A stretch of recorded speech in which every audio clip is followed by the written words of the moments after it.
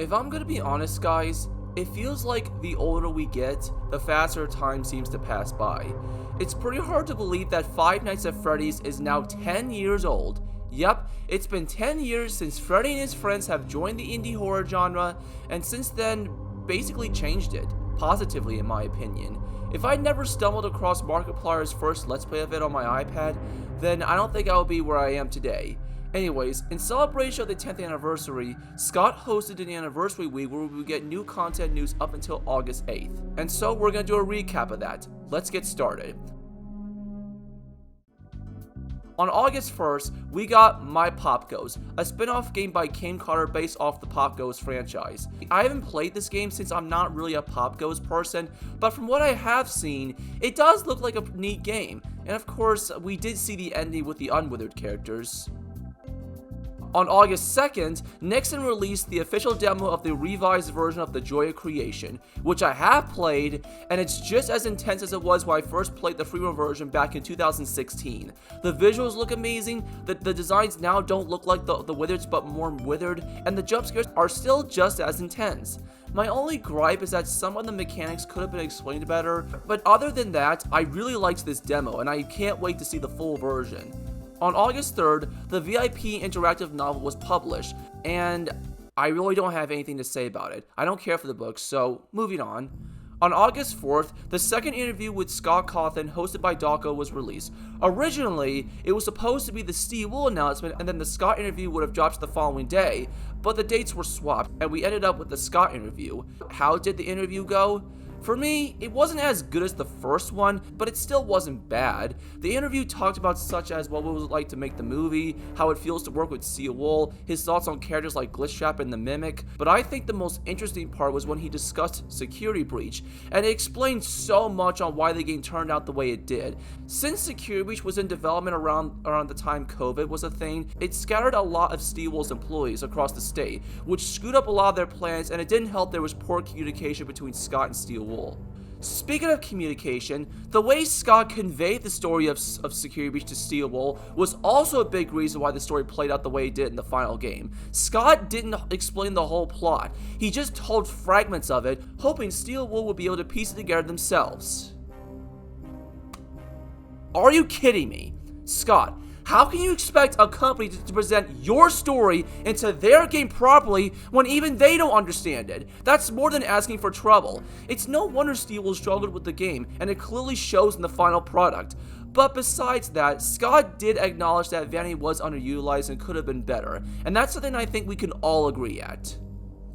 Anyways, on August 5th, the mystery collab with FNAF was announced. Prior to being revealed, so many people speculated that the collab was going to be Fortnite, while some thought it was going to be that Roblox game that was released too early back in 2022. Coincidentally, Cloak released a t-shirt in celebration of the anniversary, and this caused some ruckus because fans thought that this was the collaboration. Thankfully, they were able to clarify and say that this wasn't for the collab, but that left us wondering, what was this mysterious collab? Well, it came out later in the afternoon, and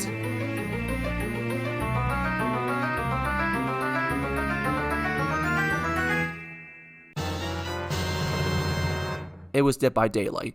Personally, I think this was the best fit for FNAF, and I don't think a Fortnite collab would be fitting. FNAF already has a cringe culture status among others outside the fandom, and I think this would have just feeded into that. Though I do wonder who's gonna be in Dead by Daylight. A very highly requested character is Springtrap, which I could totally see, but I could also see Freddy or maybe even Vanny making an appearance. We'll just have to wait and see until the collab drops next year.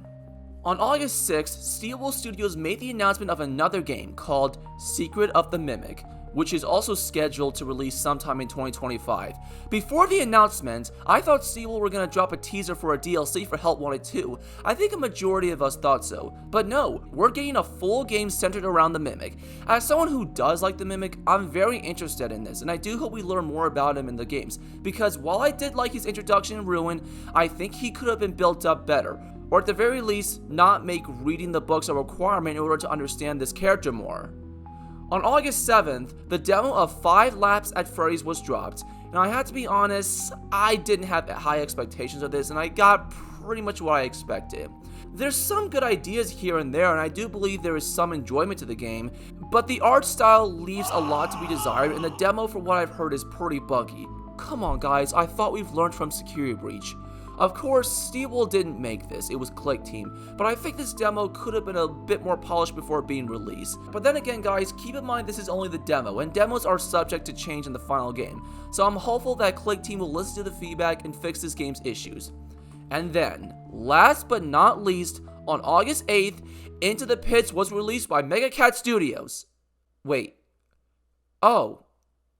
Never mind then. Later that same day of August 7th, Into the Pits was released by Mega Cat Studios, which quickly overshadowed 5 Laps at Freddy's, and it received positive feedback from fans. Even Fiznum liked it. Before you ask, no, I haven't played the game for myself, but I want to. The last bit I want to discuss is the leaks for the FNAF movie sequel. Scott did say we would get some movie news sprinkled in this week, and we did. Every day until August 8th, we got a glimpse of the work in progress for the animatronics that were going to be in this movie. And these pictures also confirm that the withered animatronics are also going to be in this, and they will not reuse the FNAF 1 designs, but that some have speculated and will use their FNAF 2 designs. As much as I'm glad with this decision, I'm kinda worried how this will affect the continuity of this film. Since this film is apparently a natural sequel, how are the classics gonna transition from their FNAF designs to suddenly their FNAF 2 designs? It worked in the games because since FNAF 2 was a prequel, it made sense for the designs to be different at that time period. I know a lot of people would have called the reusing of the classics for the Wizards as lazy, but in the end, it would have made sense. The movie is a different timeline after all. But who knows, maybe this movie will actually be a prequel, or maybe double as both a prequel and a sequel. We'll just have to wait and see how everything unfolds. But I will say, I am hyped for this sequel. Oh, I almost forgot to mention that Scott decided to release, quote-unquote, 3 fake screenplay pages for the movie. I say 3 in quotations because he ended up posting 4 pages, and these pages are very interesting to say the least. Only one of these have to be the real page. With all that said, that's all for this recap. Overall, this was a nice anniversary, and I'm really excited to see what's to come for FNAF in the next year. Before this video ends, I hope you've enjoyed this video. Give it a big thumbs up if you liked it. If you like what you saw, hit the subscribe button. Don't forget to share this with your friends. And if you don't want to miss out on future content, just click the notification bell next to the subscribe button, and that way, you won't miss out on any future uploads. And also, thank you, Scott. If it wasn't for this franchise, then I wouldn't be where I am today, and I don't think I would have gotten the opportunity to meet any of you guys. Happy 10 years of Five Nights at Freddy's.